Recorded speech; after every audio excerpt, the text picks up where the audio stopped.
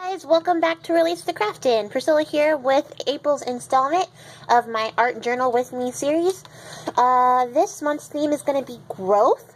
So I'm just so excited for spring, even though here in Texas it's only spring 3 or 4 days out of the week, and the rest of the week it's winter still. So, hopefully that'll change pretty soon.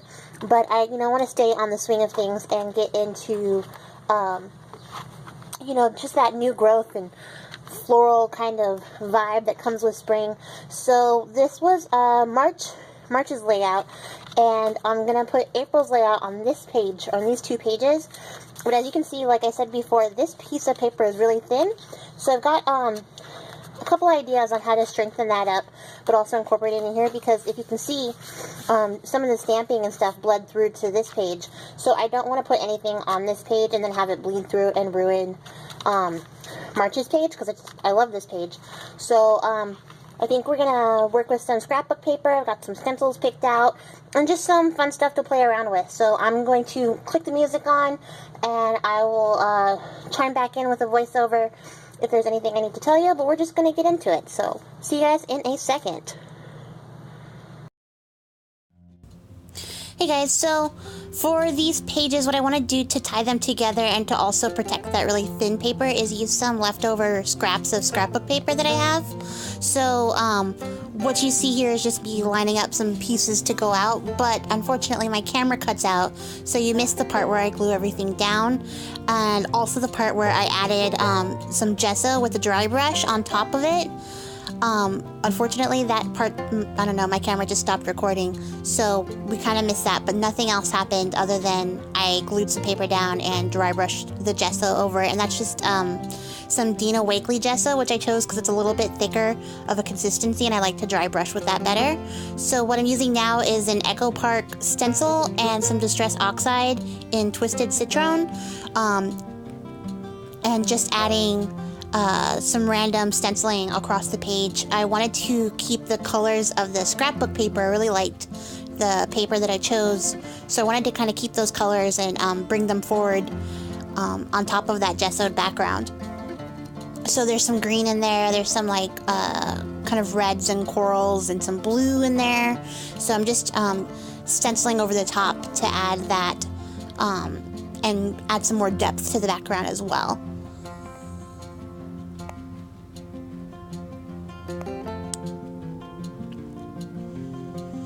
And then I'm using a Prima stencil here.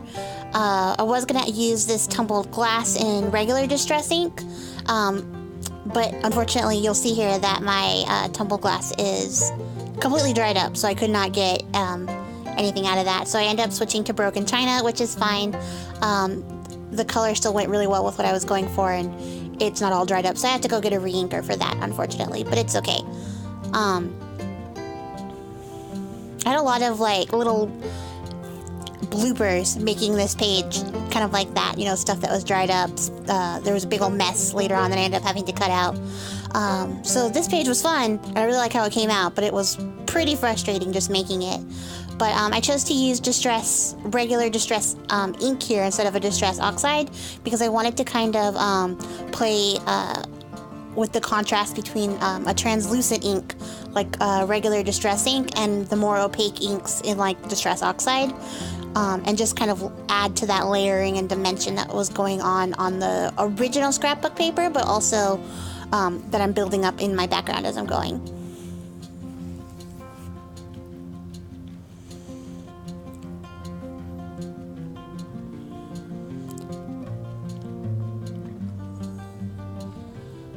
So after I was done doing all the stenciling and I washed my stencils, I decided to use this little template, which is just a side profile face that I traced off of an image I liked.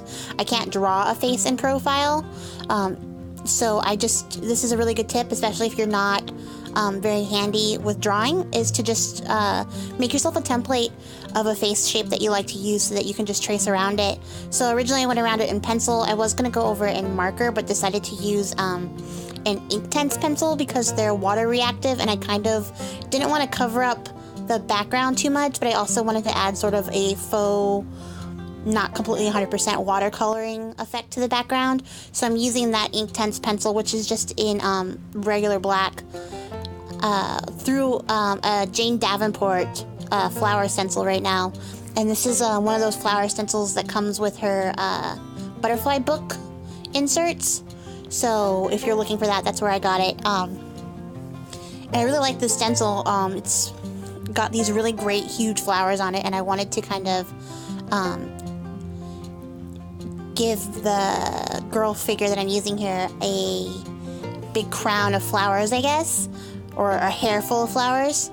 And just because I wanted to keep bringing forward that growth and growing theme for April. So all I'm really doing is just getting the outline here. I think in the junk journaling community, we tend to have all these stencils for spraying and, you know, putting inks through and paint through and using modeling paste with, but we don't use stencils in this way, like the way that we used to when we were kids, you know, where you just draw through them. That I really wanted to kind of give it a shot, and when I saw this stencil in particular, I knew that it would give me a really nice effect just being drawn through. And I'm going to add some more depth and stuff to the flowers later on with a water brush to get that kind of faux effect of watercolor like I was talking about. But I don't know, I thought it would be really fun to just try drawing through my stencils. Because as you can see, I already inked through them for the background on this page, but I thought it would be nice to have sort of a different stenciled in kind of effect for this page in particular. And so I left a lot of this part in where I'm just kind of going around and drawing through the stencil and placing the flowers, because I thought maybe seeing the placement would help some of you guys out there, especially if you're not feeling very confident about where to place things on your pages or how it works. I know sometimes people get a little nervous when it just comes to doing art journaling pages because they want things to kind of come out perfectly every time. And so I think it's helpful to see how things are placed, but I also think it's also good for you to know that I had no placement plan in mind when I started. I just picked the first flower that I liked and just kind of went with it across the page. And here I realized that I had forgotten to add some Inktense pencil to the eye shape, so I went back over that so I can enhance that later with the water brush, and then decided that I wanted to have more flowers kind of on her face and going across her cheeks and stuff. So that's what you see here, where I'm just trying to draw them in without covering up what I already put down, because I don't want to have a lot of weird overlap. But I wanted to kind of bring the imagery farther into her face. So that's what I did here. And then I'm just grabbing a regular water brush. I got this water brush from AliExpress in like a pack of 3 for like $2. If you don't have a water brush, you could use a regular paintbrush and some water. But I like using water brushes because I feel like you have more control over the flow of water, and you know, you don't have to keep reaching over and dipping your brush into a pot of water or, you know, like a cup of water, because it's already right there and handy and ready to go. You can also get these on eBay and on Etsy even. They're real cheap on eBay. I think they all come from the same place that the ones from AliExpress come from. But they also sell these at Hobby Lobby and Michael's. I've seen them there too. And so you can use a coupon and get one of these relatively inexpensively. And so if you don't have one and are interested, I would definitely recommend getting one. It makes doing watercoloring really easy. So what I'm doing now is just activating the Inktense pencil and kind of bringing out that black color to shade in the flowers to give them some body, so they aren't just drawings on the page, but now they look like they're more dimensional and have some depth to them. But I also like this effect because it's not going to destroy anything we did to the background, and it's still going to keep that really pretty background paper visible, which I don't even know where this paper came from. I think somebody sent it to me in a Happy Mail. I found it in my scrap box and was like, where has this paper been all my life? It gives me so much life. And then I couldn't remember where I got it from, so I think somebody gifted it to me, which is really sad because I'll never be able to find it again, but I'm glad that I was able to put it to good use in this page. So I'm not going to show you guys everything in the coloring process of this because you already watched me stencil it all out.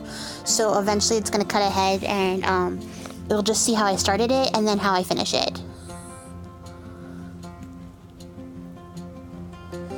So I'm about almost a little more than halfway done here, and I'm gonna let you guys see how I did the rest of it, and then I will come back and tell you what we're gonna do to finish the page up. But I kept this page pretty simple. I really, like I said, I liked the background paper a lot, so I wanted to kind of leave that as the I don't know, it's not the focal image, of course, but I wanted to leave it as the star of my show, I guess, and just kind of lay this simple black and white image over the top.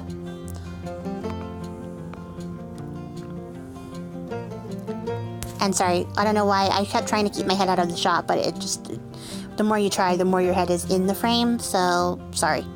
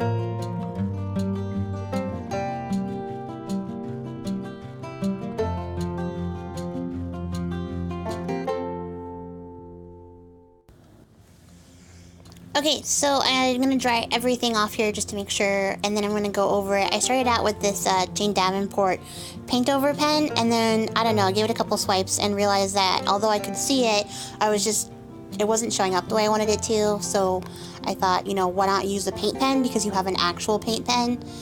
So here's a Sharpie pen, and what you guys can't see is off to the right there, it's exploding in a big heaping mess once I take the lid off. So I don't recommend those pens whatsoever. But I went back to my trusty Uniball pen here, and it did the trick.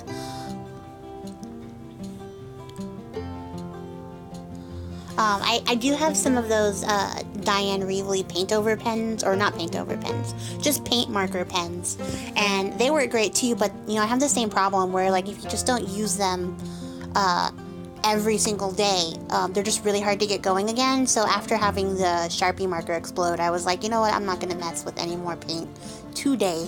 So moved on from that, and now I'm just using this Uniball pen to add some highlights and add a little more character, I guess, and details to the overall image, to the girl's face. And I wanted to kind of bring out the flowers and give them some new details. And I think I probably do it a couple times, but sometimes the ink won't come out of your pen, so you have to kind of run it on something. And I always find that running it across my hand gets that ink coming out and flowing again beautifully. So that's a tip if you haven't ever tried it with a Uniball pen. It also washes off your skin really easily, so there's nothing to worry about there. It's not going to stick or stain or poison you or anything. It's totally non-toxic. But they're really great pens. I really love Uniball. I have their silver and their gold pen too, and I like to use them for details and finishing touches at the end of pages. And now I'm pretty much just rambling because there's a lot of little tiny details to add in, and I didn't want to speed it up too crazy because you wouldn't be able to see what I was doing, but I also didn't want to cut a bunch of stuff out because it's a pain to edit, and those of you who have YouTube channels know that the struggle is real when it comes to editing.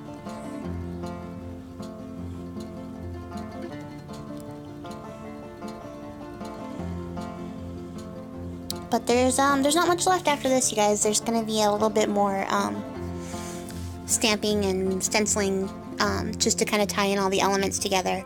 But I don't know, I really liked how this page came out, really digging how those flowers look. And as you can see, I scribbled all over my hand to make this pen work. But the result is great, so, you know, totally worth it. And if your hands aren't getting messy when you're making art, are you making art? That's a good question. You probably are, because you're a neater, tidier person than I am, and, you know, you don't have any problems with using a piece of paper to scribble your pen on like a normal person.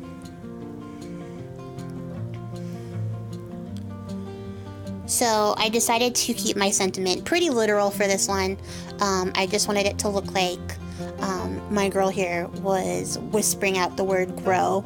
So I used that Inktense pencil again, and I don't have very good lettering skills, otherwise this would probably look a lot better, but you know, I think it came out all right.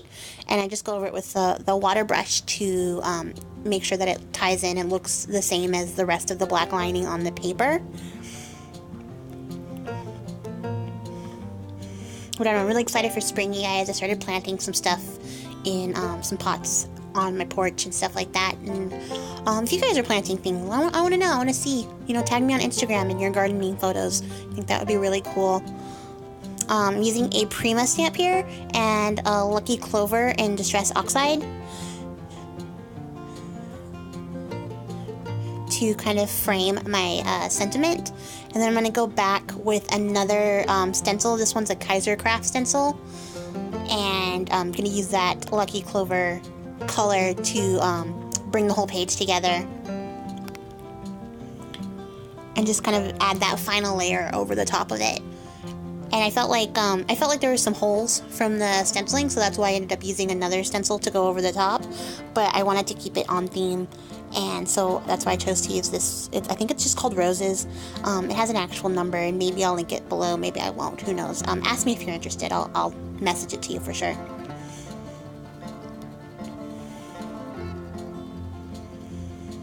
But there is a little bit of green in that background paper too, so I think it just kind of added to the overall effect and tied everything in nicely. So I'm really happy with how it came out. Even though I was a little nervous about just stenciling over the top of all that beautiful water brushing I just did, if I do say so myself.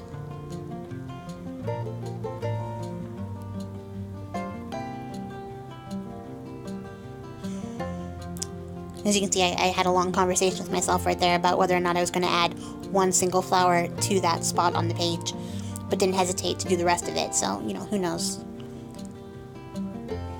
But that's it for me, guys. I'm going to sign it and write down the theme, and then I'm going to get out of here. So thank you so much for watching. Hopefully you're art journaling along with me. Tag me if you are in your photos on Instagram. Bye!